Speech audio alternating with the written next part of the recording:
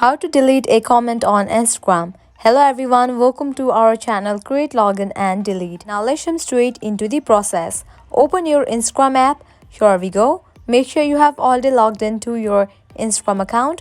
You will land to the home page. At the bottom you will find different icons. Tap on this profile icon of yours given at the bottom right corner. Now your profile will appear. At the top right corner you will find 3 bars. Tap on it. Head towards the option of your activity. From here you have to select the option of interactions, open it. Go to the option of comments. Now here you will find all of your comments. Now how to delete it? All you have to do is tap on the comment that you want to delete. And just swipe to the left. Comment deleted.